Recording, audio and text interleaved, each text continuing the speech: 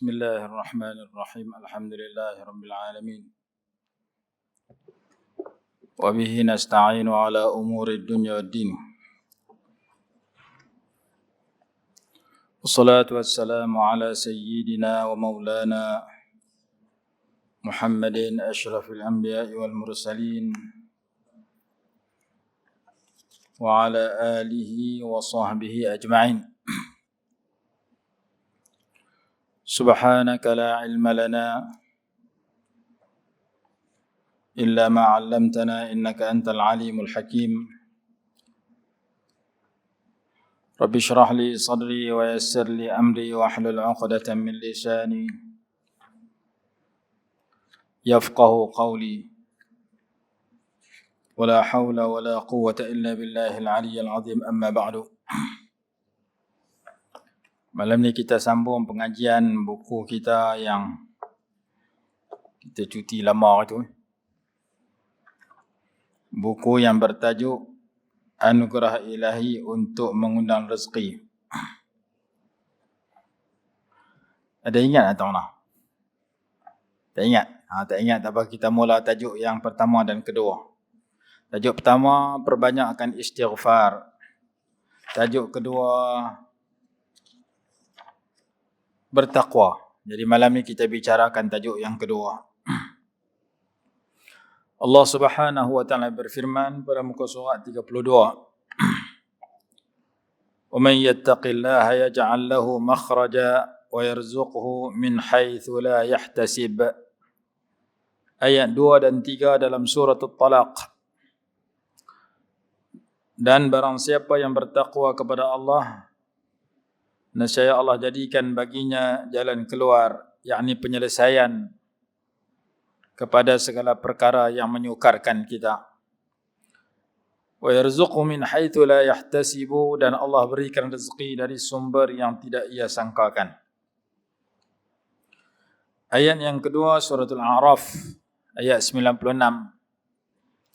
Walau anna ahlal qura amanu wattaqau لفتحنا عليهم بركات من السماء والأرض.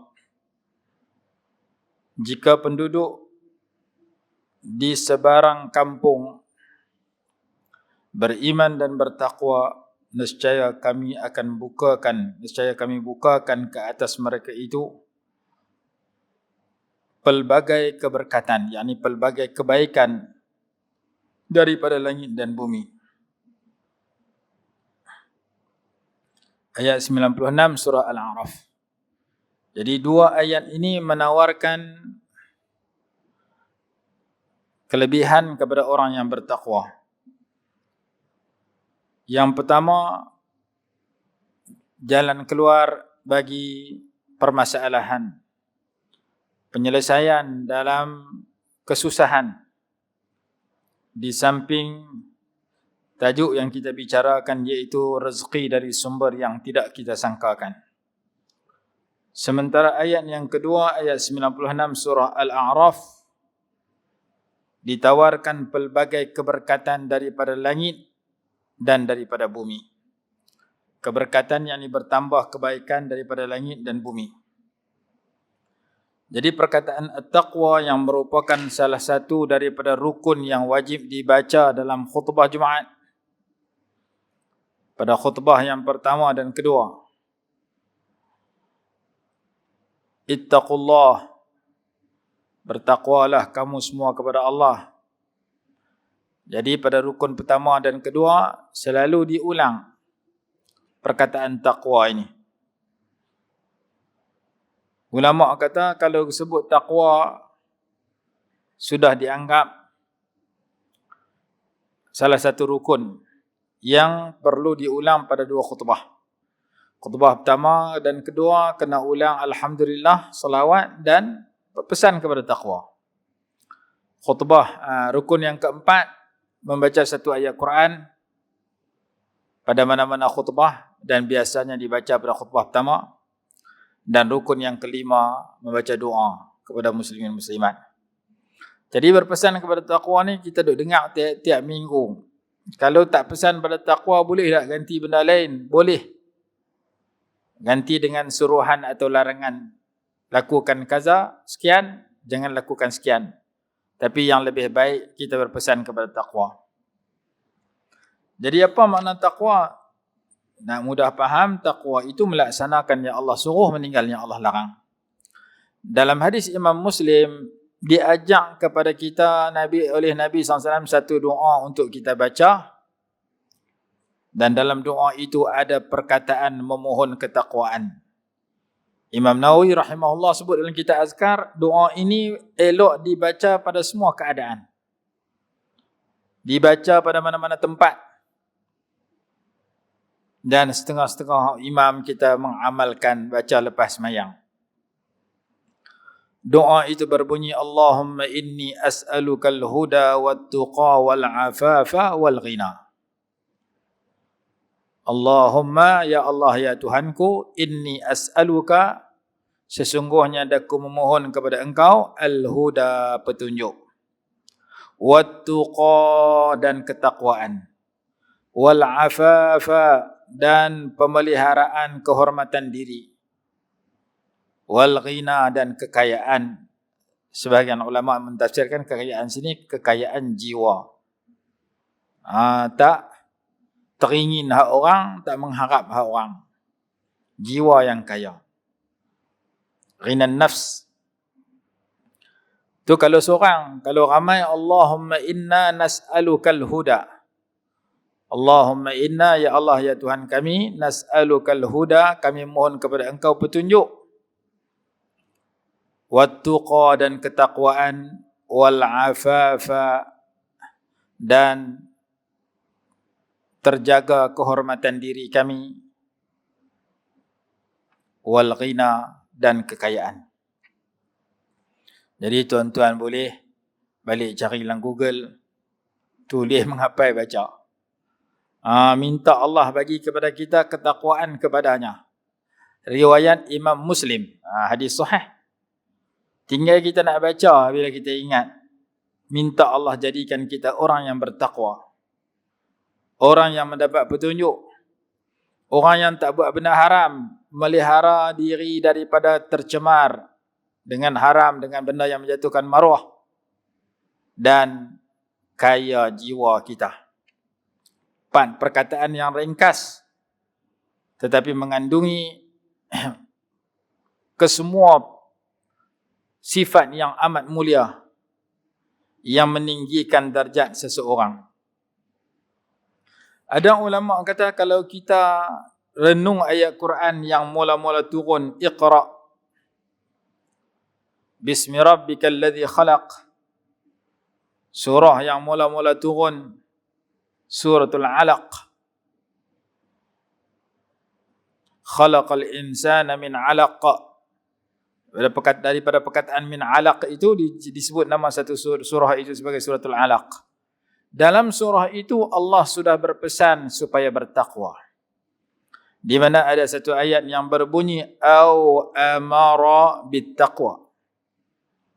Atau Allah suruh, atau dia suruh dengan bertakwa. Dan setelah Quran diturunkan sebanyak 30 juzuk, hampir 30 juzuk, selama 23 tahun, ayat yang terakhir turun ada perkataan taqwa. Ayat last sekali, wattaqu yawman turja'una fihi ila Allah thumma tuwaffa kullu nafsin ma kasabat wa hum la yuzlamun. Surah pertama turun au amara bit taqwa, ayat yang last sekali turun wattaqu yawman. Perkataan taqwa juga. Lalu ulama kata awal dan akhir hidup kita tidak akan berharga kalau kita tidak isi dengan taqwa. Bahkan itulah orang yang paling mulia kalau ia paling tinggi taqwanya. Sesuai dengan firman Allah dalam suratul Hujurat, inna akramakum indallahi atqakum. Sesungguhnya orang yang paling mulia di kalangan kamu orang yang paling bertakwa. Jadi perkataan taqwa ni kita nak faham mudah. Kalau kita tengok Arab pun dia kata ittaqu. Tengok Melayu pun dia kata marilah kita bertakwa. Kita pun tak faham kadang-kadang takwa apa benar. Arab pun sebut takwa, Melayu pun sebut takwa juga. Nak mudah faham, huraian dia melaksanakan perintah dan meninggalkan larangan. Itu makna takwa. Imtisalu awamirillah wajtinabu nawahihi. Takwa ni makna dia secara panjang melaksanakan apa yang Allah suruh, meninggalkan apa yang Allah larang. Kalau duk buat hak Allah suruh saja, hak Allah larang tak tinggal, masih belum bertakwa dengan takwa yang sebenar. Hak Allah suruh mengucap sembahyang, puasa, zakat, haji, semua dia buat. Allah suruh baca Quran, dia baca Quran. Allah suruh pergi masjid, dia pergi masjid. Allah suruh buat benda baik, dia buat benda baik. Tapi benda jahat dia tak tinggal. Mengumpat dia tak tinggal, mohong dia tak tinggal, mencuri dia tak tinggal, rasuah dia tak tinggal. Semayang, rasuah. Semayang, dedah aurat. Dia tak berhenti daripada mendedah aurat ketika keluar rumah. Dia belum lagi bertakwa yang sebenar kerana larangan tidak ditinggalkan. Dan Imam Ghazali rahimahullah sebut dalam kitab Bidayatul Hidayah, meninggalkan larangan jauh lebih susah daripada melakukan suruhan. Allah suruh kita semayang 5 waktu, kita boleh semayang. Tapi meninggalkan tabiat jahat yang mungkin ada pada diri kita kadang-kadang susah. Semayang cukup, hutang orang tak mau bayar, tak bertaubat. Semayang cukup, mengumpat tak tinggal. Semayang cukup, lidah dia suka menyakit hati orang, dia tak perbetul. Sebahagian orang boleh buat arahan Allah dengan senang, tetapi meninggalkan larangan susah. Semayang cukup, mata dia duduk tengok juga yang haram. Semayang cukup, telinga dia duduk dengar juga kata-kata yang haram. Semayang cukup, mulut dia duduk cakap benda-benda yang haram. Maka Imam Ghazali rahimahullah pesan dalam kitab Bidayatul Hidayah, meninggalkan yang dia larang jauh lebih susah daripada melakukan yang disuruh. Maka dua-dua ni kena serentak. Hak Allah suruh kita kena buat. Allah suruh mengaji, kita mengaji. Allah suruh semayang, kita semayang. Allah suruh puasa Ramadan, kita puasa Ramadan. Dalam masa yang sama kita kena cek diri kita. Aku dah semayang cukup, alhamdulillah. Apakah aku sudah meninggalkan perkara yang Allah larang? Sama ada perkara larangan itu larangan dosa yang zahir, dosa yang dilakukan oleh 7 anggota yang zahir, mata, telinga, mulut, tangan, kaki, perut, kemaluan. 7 tu dosa anggota zahir yang perlu dijauhi, kata dalam Bidayatul Hidayah. Ataupun dosa yang batin, ujub, riya, sum'ah, takabur, bakhil dan sebagainya. Atau dosa kecil atau dosa besar. Ulama kata la tanzur ila sigharil khati'ah walakin anzur ila 'idhami man 'asaita. Jangan kamu melihat kepada kecilnya dosa, lihatlah kepada kebesaran siapa yang kamu buat dosa kepadanya. Jangan tengok ni dosa kecil ya, tak ada apa. Lihat kamu buat dosa kepada Allah yang Maha Agung. Orang yang beriman melihat dosa seperti gunung nak terjun atas muka dia. Orang yang lemah iman melihat dosa seperti lalat yang terbang depan hidung dia. Takut pun tak, seriau pun tak, halau pun tak. Orang yang lemah imannya, ada orang kata sebahagian riwayat kata orang munafik, sebahagian riwayat kata orang yang lemah iman. Melihat dosa seperti lalat terbang depan hidung, tak takut apa. Orang beriman lihat dosa serupa gunung nak hempap atas badan dia. Dia bimbang sungguh-sungguh. Jadi kita kena iman kita terang mana? Apabila kita ukur, aku semayang dah cukup, puasa Ramadan tak pernah tinggal, zakat pemuluk kurang, walaupun zakat banyak-banyak tak kurang, zakat peterah tak pernah tinggal. Zakat peterah RM8. Tapi apakah aku sudah meninggalkan perangai hantar tulisan-tulisan yang berbentuk dosa dalam Facebook, dalam grup WhatsApp yang aku miliki? Ayat-ayat merapu yang kadang-kadang tak sesuai dengan kita yang main masjid. Kalau ada keluar ayat-ayat muhung tu, orang tak nak main masjid, tak main mengaji, ikutlah logik. Tapi kita ada mengaji ahli masjid, hantar serupa ahli market juga, masalah. Ada satu grup tu di belah utara. Grup masjid sekian. Hantar lagu Hindustan duk menari. Grup masjid tu. Biar grup market yang tu. Kita bila nama masjid, hantar sesuai dengan masjid lah. Hak ibadat, hak ilmu, hak manfaat, hak dekatkan diri kita dengan Allah. Jadi nak kena jaga banyak. Baru nama insan yang bertakwa. Baik. Ayat yang kita bacakan tadi ada kisah dalam banyak hadis. Seorang sahabat nama Auf ibn Malik al-Ashja'i radhiyallahu anhu, dia ada seorang anak, kalau tak salah anak dia nama Salim. Anaknya ini ditawan oleh musuh. Lalu dia bimbang anak dia kena seksa atau dibunuh oleh musuh. Dia pergi mengadu kepada Rasulullah SAW, anak saya sedang ditawan oleh musuh. Nabi SAW habaq kat dia, balik pergi rumah, lakukan 2 perkara. Yang pertama bertakwa, yang kedua memperbanyakkan la haula wala quwwata illa billah.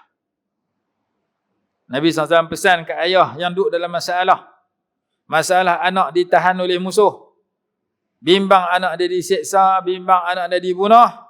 Nabi SAW bagi 2 amalan. Ittaqillah wa aksir min qawli la hawla wa la quwwata illa billah. Bertakwalah kamu kepada Allah dan perbanyakkan zikir itu. La hawla wa la quwwata illa billah. La hawla wa la quwwata illa billah. Ulang banyak-banyak. Dia balik, dia amal sungguh. Tengah-tengah tidur malam, rumah dia diketuk, buka-buka anak dia kena tawan tadi, dah balik rumah. Bukan dekat balik rumah, membawa 100 ekor unta. Kalau kita letak unta seekor RM5,000, kaya dengan 100, setengah juta ringgit. Mula kena tawan jadi teruk. Jadi tak ada apa. Tapi Allah ubah menjadi orang yang kaya raya. Duit setengah juta tak kena masuk saham. Buat balik 100 ekor unta, seorang-seorang dia. Lalu ayahnya bertanya, macam mana kamu boleh terlepas daripada tawanan musuh?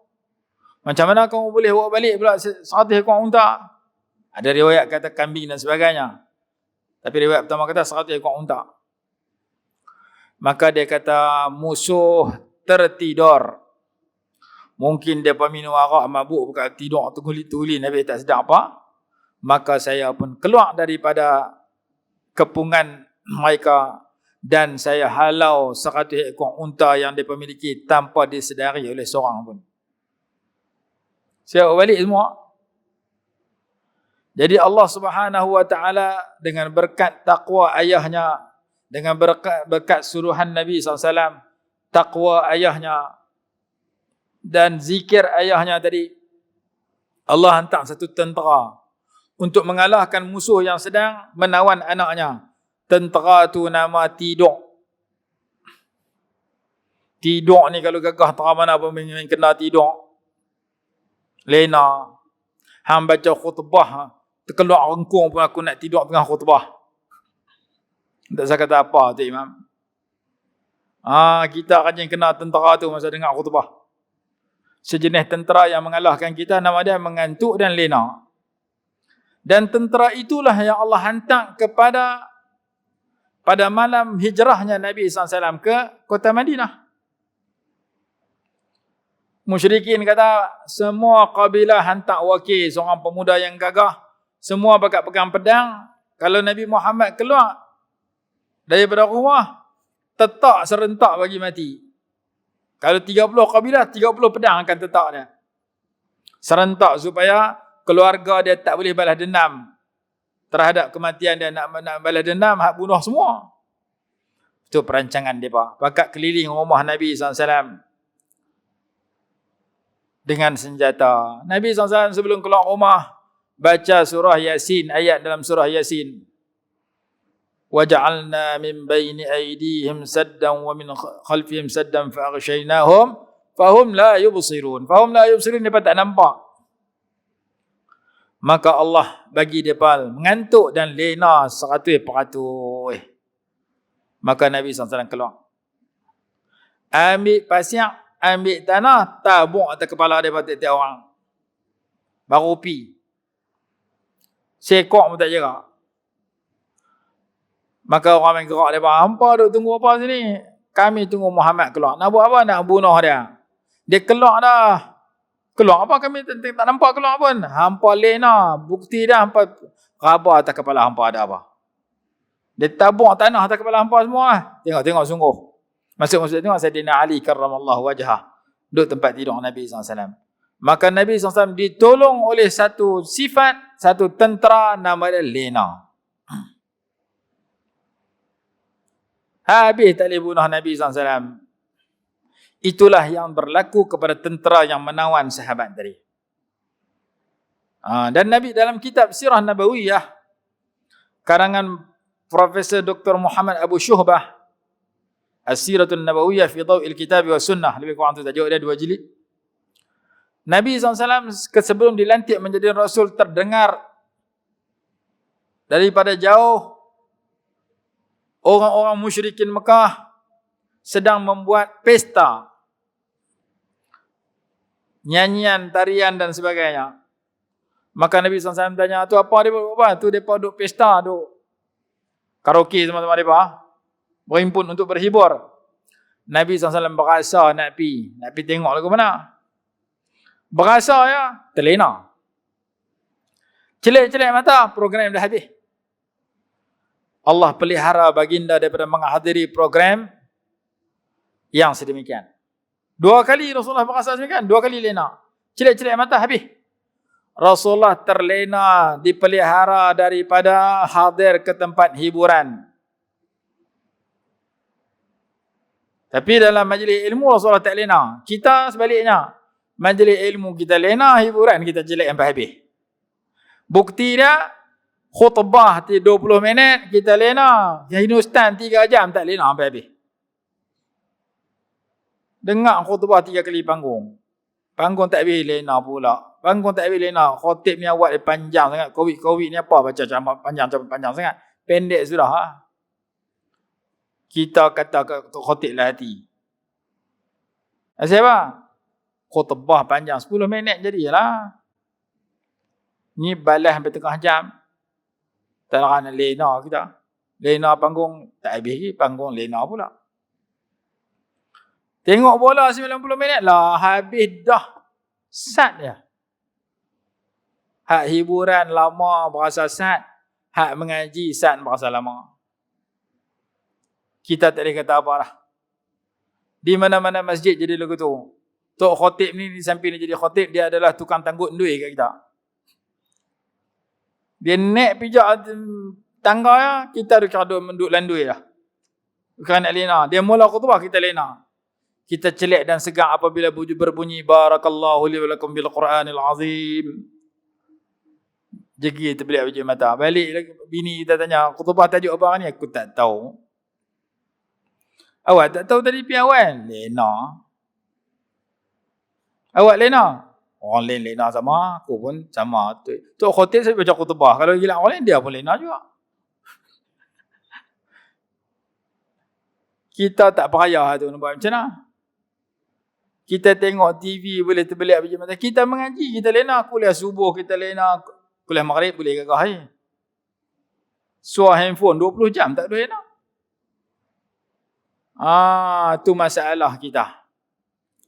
Walaupun begitu, kita kena doa Allah bagi kita kekuatan ke arah yang baik. Sebab itu Nabi SAW pesan kat Sayyidina Muaz, baca doa minta Allah tolong bagi jadi banyak berzikir, banyak bersyukur, buat baik yang buat ibadat secara terbaik. Allahumma a'inni ala dzikrika wa syukrika wa husna ibadati. Lepas sembahyang 5 waktu jangan tinggal wahai Muaz. Aku kasih kepada engkau, aku cinta kepada engkau. Jangan kau tinggal lepas sembahyang 5 waktu. Allahumma a'inni ala dzikrika wa syukrika wa husni ibadatik. Ya Allah, ya Tuhanku, tolonglah daku untuk mengingati engkau, untuk banyak berzikir.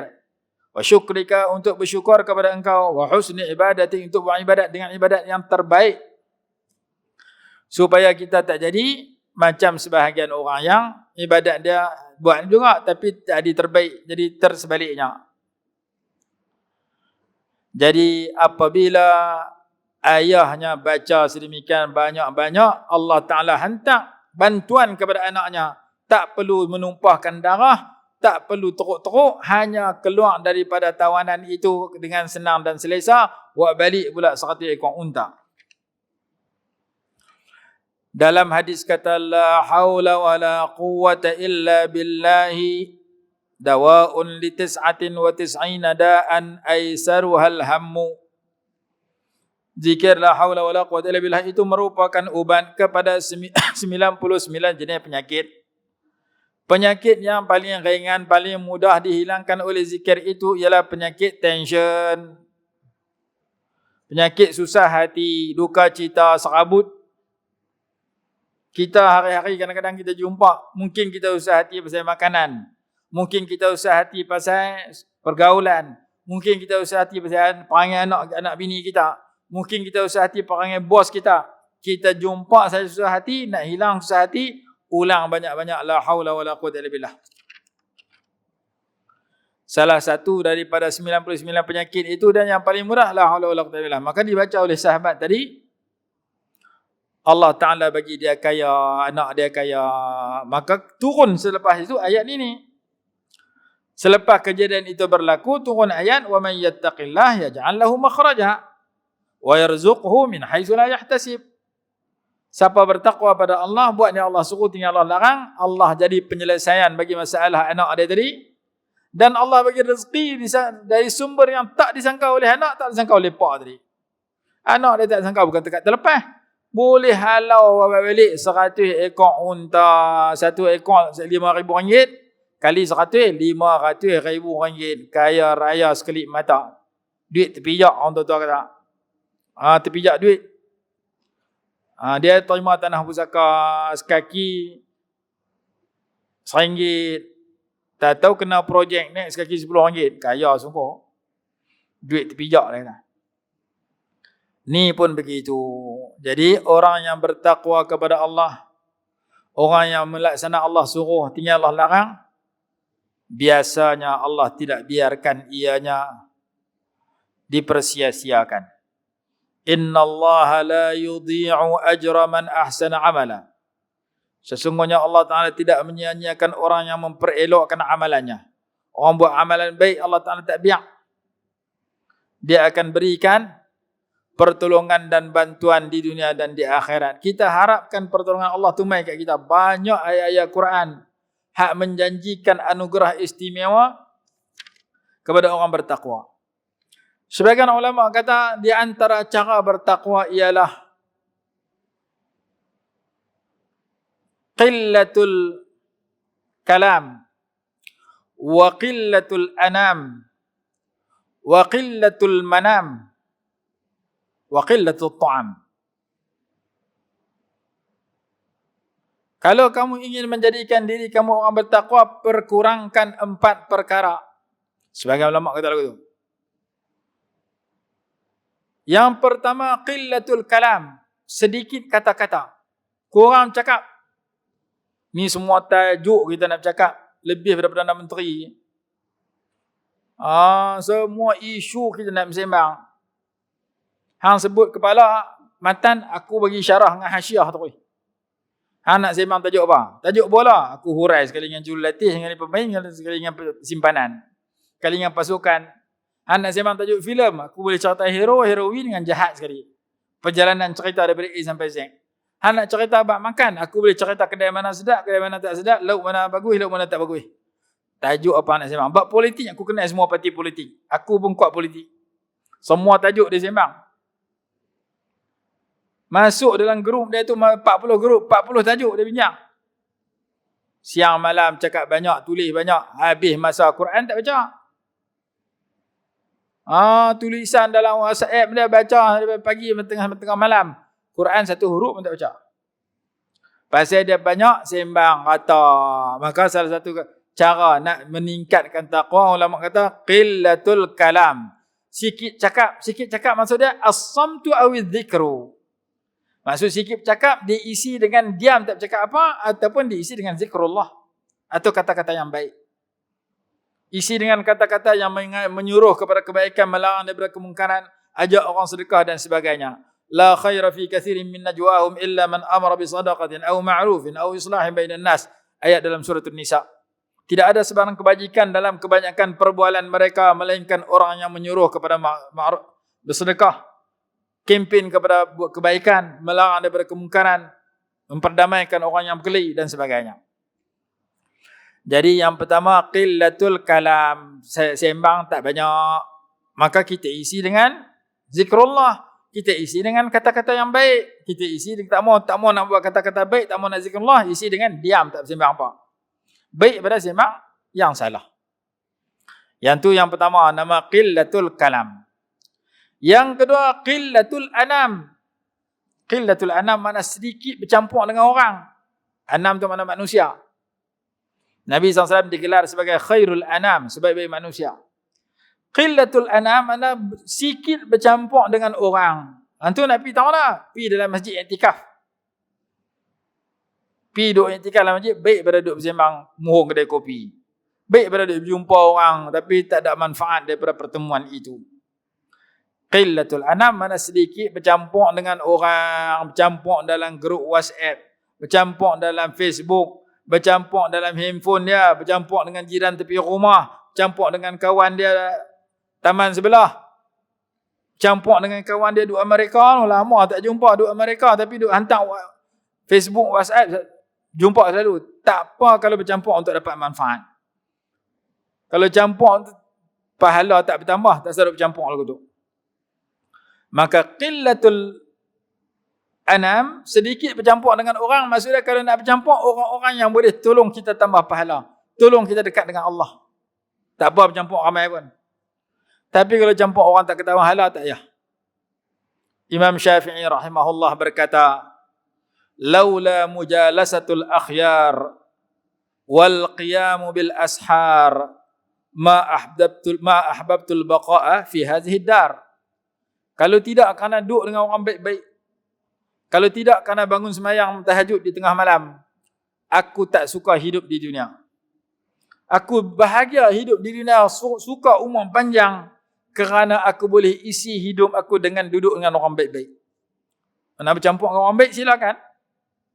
Dan suka qiyam bil ashar, boleh qiyamul lail waktu sahur. Orang tengah tidur, aku boleh sembahyang 2 rakaat, 4 rakaat, doa dan sebagainya. Dengan sebab aku boleh hidup dalam qiyamul lail tiap-tiap hari, aku boleh berjumpa orang baik tiap-tiap hari, umur panjang pun tak apa. Kalau jumpa orang tak baik, tidur makin tahajud pun tak, terkejut pun tak, rugi. Tu Imam Syafi'i ajak kita lagu tu. 2 perkara ni bagi ada hari-hari kita. Tiap-tiap hari makin tahajud, tiap-tiap hari berjumpa orang baik. Sama ada orang baik tu murid kita untuk kita mengajak, guru kita untuk kita mengaji, kawan kita yang baik untuk kita ambil manfaat daripada pertemuan dan persahabatan dengan dia. Yang penting orang baik. Jiran yang baik, kawan yang baik, ibu bapa yang baik, guru yang baik, pelajar yang baik. Hal tak baik, kita perbetul bagi jadi baik. Duduk dengan orang baik, aku suka. Tu yang kedua, kurangkan pergaulan dengan orang ramai. Ganti dengan i'tikaf dalam masjid bagi lebih. Ganti dengan hadir majlis ilmu bagi banyak. Ganti dengan hadir majlis zikir bagi elok. Ada seorang tok guru saya dulu masa mengaji di sekolah. Dia nak berhenti kerja, dia mengajar. Mengajar nahwu, mengajar sarah, mengajar bahasa Arab, mengajar tauhid, mengajar apa. Sekolah kampung. Sekolah kampung gaji bolehlah sikit-sikit. Pi habang kat seorang tok guru tu. Saya berasa nak berhenti dah mengajar. Awak berhenti? Nak buat bendang. Buat bendang kalau banyak kelung, duit banyak agak. Dia kata. Kalau mengajar ni gaji beda beli temakau. Dia risau kau daun. Dia kata gaji beda kat temakau. Boleh lah sebulan 350. Buat bendang kau boleh ribu-ribu. Lepas tu tok guru tu tanya dia. Hang nak berhenti mengajar ni, hang nak pergi buat bendang. Bukan tak boleh. Tapi aku nak tanya hang ibadat banyak ke sikit? Memang sunat hang 1400 rakaat. Baca Quran hang khatam lama mana sekali? Seminggu sekali khatam Quran? 3 hari sekali? Sebulan sekali? Tak. Semayang sunat, sehari 100 rakaat, 20 rakaat. Tak juga. Dah semayang sunat hang segan, baca Quran hang segan, zikir hang segan. Hak ni bekas hang ni ajak orang. Orang mengaji ratus-ratus ribu-ribu orang hak ni, pahala ribu-ribu orang hak ni pahala banyak. Dia biar cakap betul juga. Tengok ke gaji tak banyak mana tapi boleh mengajak orang ramai ni bekalan yang besar. Tak jadi berhenti mengajak sampai mati. Kita pun lagu tu juga. Kalau kita tanya diri kita, sehari berapa ribu kali kita bertasbih, berzikir? Tak ada. Kalau saya tanya malam ni, tuan-tuan perempuan yang main masjid Laguna malam ni sekalian saya, cuba angkat tangan tengok siapa yang bawa tasbih kalian saya tak terangkat. Pasal saya tak bawa tasbih, bawa handphone juga macam tuan-tuan. Handphone dalam poket tasbih, tinggal lama mana 14 tahun dah tak pegang. Harap kita nak zikir banyak, kita zikir sikit. Baca Quran, bulan puasa, tu pun tak khatam. Hak khatamu betul. Quran kita tak baca. Orang dulu boleh sembahyang sunat sehari 1000 rakaat, sehari 500 rakaat, sehari 100 rakaat. Kita 2 rakaat pun betul. Sembahyang sunat kita tak boleh 20 rakaat sehari. Maka pahala besar kita nak boleh dapat lah ni senang ya. Masuk masjid niat iktikaf, lena 4 jam pun tak apa. Hak ni pahala besar. Kalau masjid pun tak boleh main juga, market boleh pergi hari-hari, kacau. Nak beramai, nak semayang, sakit lutut. Nak terbih cicak, tinggi sangat masjid, terbih tak sampai. Terbih cicak pahala besar. Kali terbih mampu 100 pahala. Tapi masjid Laguna ni, cicak tak nampak, dia pandai menusuk pula lah. Hadis sahih Muslim menyatakan, man qatala wazagatan bi'awwali darbatin falahu mi'atu hasanah. Sesiapa membunuh seekor cicak dengan sekali pukul, Allah bagi 100 pahala. Nak semayang sunat kita tak larat. Semayang tarawih hak 20 tu pun tinggal 8. Hak 8 tinggal 4. Hak 4 tinggal 2. Hak 2 tinggal kosong. Kita tak larat nak semayang sunat. Nak baca Quran kita tak banyak. Zikir kita tak banyak. Pahala besar hak senang dapat, mengaji, mengajar. Mengaji banyak-banyak. Kuliah subuh pergi mengaji. Kuliah maghrib pergi mengaji. Kuliah duha pergi mengaji. Pi ulang sembahyang Jumaat di Masjid Surau. Hak tu senang, pahala banyak. Dan senang buat. Nak harap derma 12,000 buat masjid, tak ada duit. Nak sembahyang sehari 100 rakaat. Tarawih tu pun tak dah cukup 20, cukup 20, 23 malam, lepas tu tinggal 8. Nak khatam Quran. Duk baca WhatsApp, khatam WhatsApp hari-hari. Sekejap lepas Mansya, sekejap berapa ribu WhatsApp masuk, 1000 WhatsApp masuk. Maka kita nak dapat pahala banyak mengaji hari-hari. Hak boleh mengajar hari-hari. Hak boleh pergi masjid siang malam. Sementara tak boleh bergerak. Ada orang kalau kita jumpa dia menyesal lah. Dulu tak ada pergi masjid lah, stroke lah. Duk menyesal tengok nak pergi masjid tak boleh. Kita Alhamdulillah boleh main bergerak lagi main masjid. Maka yang kedua, apa dia? Qillatul anam. Yang ketiga, qillatul manam. Qillatul manam adalah sikit tidur.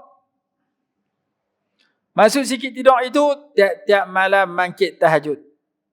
Jangan tak bangkit walaupun seminit, walaupun 2 rakaat. Kalau tahajud tak nak bangkit, terkejut pun tak, maka kita tidur banyak.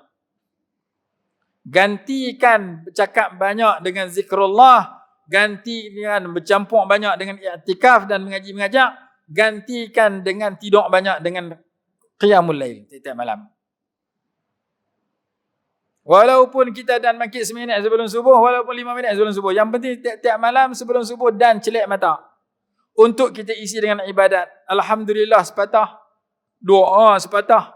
Istighfar sepatah. Semayang 2 rakaat. Alhamdulillah kita sudah hidup sebagai orang yang tak tidur banyak kerana kita bangkit sebelum subuh tiap-tiap pagi. Berapa minit bangkit sebelum subuh? Seminit lah. Dan dah baca istighfar sepatah. Bang subuh. Tak apa dah. Peringkat mula. Subuh pukul 6, kunci jam 5.59.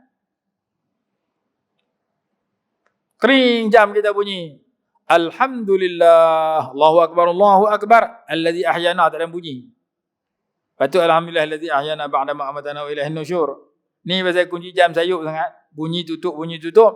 Celak-celak mata. Alhamdulillah, bang subuh. Kita sudah melakukan zikrullah di malam hari sebelum subuh. Kita sudah menjadi orang yang dekat dengan Allah walaupun dan sepatah. Kerana hadis kata, aqrabukum, orang yang paling hampir di kalangan kamu kepada Allah ialah orang yang jaga buat ibadat di malam hari, jauful lail, tengah malam. Fa in istata'ta an takuna mimman yadhkurullaha fi tilka as-sa'ati fakun. Jika kamu mampu menjadikan diri kamu orang yang boleh menyebut nama Allah di saat itu, jadikan diri kamu sedemikian. Boleh sebut nama Allah pukul 1 pagi, 2 pagi, 3 pagi, 4 pagi, 5 pagi, lagi tak masuk subuh, jadikan diri kamu sedemikian. Nak bangkit awal tak boleh. Maka kita bangkit 1-2 minit sebelum subuh, kita baca Alhamdulillah, kita sudah berzikir kepada Allah. Yang kedua, istighfar. Wabil asharihum yastaghfirun. Waktu sok mereka beristighfar. Allah berfirman dalam ayat yang lain, wal mustaghfirin bil ashar. Orang-orang yang beristighfar di waktu sok, waktu sahur, waktu sebelum subuh, baca astaghfirullah sepatah. Sekurang-kurangnya kita sudah mengamalkan ayat itu. Dan yang ketiga, berdoa. Sebelum subuh baca doa, Rabbana atina fid dunya hasanatan wa fil akhirati hasanah wa qina azaban nar. Allahu akbar, Allahu akbar. Rambang subuh. 3 patah yang kita baca, kita sudah mengisi 3 amalan besar sebelum subuh. Yang pertama, Alhamdulillah allazi ahyana, tak ada sambung, dah pun tak apa. Yang kedua, astaghfirullah, ataupun Allah maghfir lil muslimin wal muslimat, Allah maghfir li wa li walidayya warhamhum wa lil muslimin muslimat. Baca istighfar kat kita, kat mak ayah kita, kat guru kita, kat seluruh muslimin muslimat. Kemudian yang ketiga, doa. Doa yang ringkas dan padat. Rabbana atina fid dunya hasanah fil akhirati hasanah wa qina adzabannar. 3 ni kita baca tak ada seminit, bang subuh. Kita sudah melakukan 3 amalan besar dalam masa tak sampai 60 saat. Lepas tu kita nak tambah pahala lagi, ambil ayat semayang 2 rakaat. Berarti orang boleh semakin 5 minit sebelum subuh, 10 minit sebelum subuh, dia sudah melakukan amalan tak tidur banyak, kerana dia peruntukkan masa sebelum bang subuh untuk mengamalkan ibadat yang mulia yang ditinggalkan oleh ramai manusia. Kalau dalam taman kita ada 1000 orang, nak jumpa 100 orang boleh buat lagu tu, betul. Yang duk jumpa 900 lagi, tidur lagi. Mungkin susah nak dapat. Peratus hak tak bangkit, waktu tu lagi banyak daripada hak bangkit. Maka kita jadikan diri kita ibadur rahman. Ibadur rahman apa maksud? Orang hamba-hamba Allah yang dekat dengan Allah yang Maha Pemurah, yang difirmankan oleh Allah di akhir surah Al-Furqan, alladzina yamshuna 'alal ardi hauna, yang berjalan atas muka bumi dalam keadaan merendah diri. Di antara sifat ibadur rahman, sifat orang yang dekat dengan Allah, walladzina yabituna li rabbihim sujadan wa qiyama. Mereka menghadapi malam mereka dengan diisi dengan sujud dan qiyamul lail. Orang dekat dengan Allah sembahyang tiap-tiap malam, kata dalam Quran. Walaupun 2 rakaat bukan banyak. Hang tahajud tak nak tinggal. Oh, lama dah. Berapa rakaat? Berapa ratus? 10, 20, 100. Dah 2 rakaat. Betul dah boleh sembahyang 2 rakaat dia dah. Maka amalan ketiga, kata ulama, orang yang nak meningkatkan taqwa, qillatul manam ay bitahajjud. Amalan keempat, qillatut ta'am, sedikit makan. Sedikit makan maksudnya tak makan terlajak sampai tak boleh bangkit sembahyang. Lepas insya dia bantai sekerak periuk makan nasi, esok subuh kajah. Sedikit makan itu sama ada makan bersederhana, makan sikit, ataupun berpuasa. Puasa sunat, nama dia sikit makan. Ataupun yang kedua, makan tak berlebihan. Makan banyak, tidur banyak. Anak kita nak ambil SPM, nak periksa, makan malam, lepas sembahyang insya dia makan terlajak banyak.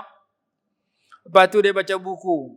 Baca buku pula sambil tidur. Tak siap makan banyak, baca buku sambil tidur. 5 minit buku terjun atas muka. Mula-mula dia baca buku, tu buku baca dia balik. Pasal baca buku lepas makan banyak. Orang makan banyak, payah nak bangkit buat ibadat, segan. Maka Nabi SAW pesan, kalau kamu terpaksa nak makan juga, nak terlajak makan juga, maka fasulusun li ta'amihi wa sulusun li syarabihi wa sulusun li nafasih. Kita nak makan sekadar menegakkan tulang sulbi, tulang belakang jangan sampai bongkok, tak larat. Kalau nak makan lebih juga, makan bagi ada ruang untuk makanan 1/3, minuman 1/3, bernafas bernyawa 1/3. Makan sampai boleh bernyawa sama. Jangan makan sampai tak boleh nyawa. Siang puasa, petang pergi bazar Ramadan, dia beli penuh jari. Licikang ayam tebu, soya, ni sate, ni ayam panggang, ni gulai itik Jawa, sayur keladi, semua dia buh. Penuh jari. Main kat kereta nak ambil kunci kereta tak boleh. Pasal apa? Tangan duk pegang. Kita habang kat kawan sebelah, hang tolong ambil kunci kereta dan pakai aku tekan ambil untuk awak. Jari penuh dah. Kawan tu tanya, awak bukan makan banyak, beli banyak ni. Telinga sampai lembut, kalau keras aku gantung sama. Masa nak beli tu sebelah mata dia beli. Buka puasa 2-3 mata, lain tinggal. Dan kalau dia makan sungguh-sungguh, orang bang tu, pulun. Kanji, buah kurma, nasi kabu, last sekali mi kuah. Mayang maghrib sujud belahak terkeluar mi balik. Makan terlajak banyak. Belahak terkeluar kuah. Makan jangan berlebihan. Nabi SAW kata 1/3 untuk bernafas. Satu fa'inka nala buddha. Kalau dia nak makan lebih, fasulusun li ta'amihi 1/3 untuk makanan. Wasulusun li syarabihi 1/3 untuk minuman. Wasulusun li nafasih 1/3 untuk nyawa. Makan jangan sampai tak boleh nyawa. Awak pakcik penat ni, tak boleh nyawa makan banyak nasi daging. Ada saya jumpa orang makan kenduri tempat saya. Orang buat nasi daging, nasi Arab, tak ada jumpa lama. Dia makan sampai penat. Lepas tu dia penat. Orang main dua-dua. Dia pedah perai dua-dua pula. Awak pakcik makan dua-dua banyak. Dia kata nak peteri dalam-dalam. Dia nak makan banyak, dia abang kata nak peteri. Orang longgak-longgak peteri dengan dua-dua. Sampai tak boleh. Jom pergi semayang. Nak menyawa. Penat. Penat apa? Terlajak makan. Kalau dia buat perangai gitu, bahaya. Bahaya kepada kesihatan. Quran ajak dah. Kulu washrabu wala tusrifu. Makan dan minumlah kamu, jangan berlebihan. Dia memberi masalah kepada usus, masalah kepada kesihatan, masalah kepada kehidupan, masalah kepada ibadat. Maka dalam yang keempat ulama kata qillatut ta'am. Saya ulang balik. Kalau kita nak jadi orang yang bertakwa, sebagian ulama kata turuqut taqwa ataupun taraiqut taqwa, jalan-jalan untuk mencapai ketakwaan, qillatul, kurangkan 3-4 perkara. Qillatul kalam, kurangkan bersembang bercakap banyak. Qillatu anam, kurangkan bercampur gaul dengan orang ramai. Qillatul manam, kurangkan tidur. Qillatul ta'am, kurangkan makan. Kurangkan bercakap, ganti dengan diam atau zikrullah. Kurangkan bercampur orang ramai, ganti dengan i'tikaf dalam masjid bagi banyak, ataupun pergi mengaji mengajar bagi banyak. Kurangkan tidur, tahajud jangan tinggal. Dan kurangkan makan, jangan sampai kita makan sampai berlebih-lebihan, makan ala kadar. Makan sederhana. Makan jangan sampai mengganggu aktiviti kita. Makan banyak sampai mangkit segan. Tidur banyak. Lagi satu yang kelima, kurang apa? Kurang duduk lama-lama. Itu tak ada dalam kitab. Tu saya tambah pasal saya nak berhenti awal malam ni. Jadi kita berhenti tani dulu. Pukul 8.45 lah. Kita berhenti tani dulu. Apa yang penting tajuk malam ni, 2 ayat Quran mula-mula kita ingat. Orang bertakwa rezeki murah. Orang bertakwa Allah bagi jalan keluar yang banyak dalam masalah yang dihadapi. Orang bertakwa Allah bagi pelbagai kebaikan dunia akhirat. InsyaAllah dalam pertemuan yang akan datang, kita sambung tajuk yang ketiga dalam buku yang saya baca pada malam ini, insyaAllah. Tuan-tuan tolong ingat, bila pula akan datang? Tahun depan habis dah tahun ni. Tahun depan tu pula tak tahu bila. Mai sekali, tuang 3 bulan. Lepas tu cari muka surat tak jumpa. Tak apa, insya-Allah ada ruang kita sambung lagi. Malam ni kita hanya bicara bab ketakwaan yang merupakan keperluan kita bersama. Wallahu alam. Bismillahirrahmanirrahim. Alhamdulillahirabbil alamin. Wassalatu wassalamu ala sayyidina Muhammad wa ala alihi wasallam. Allahumma anfa'na bima 'allamtana wa 'allimna ma yanfa'una warzuqna 'ilman yanfa'una برحمتك يا أرحم الراحمين. ربنا آتنا في الدنيا حسنة وفي الآخرة حسنة وقنا عذاب النار. صلى الله على سيدنا محمد وعلى آله وصحبه وسلم. الحمد لله.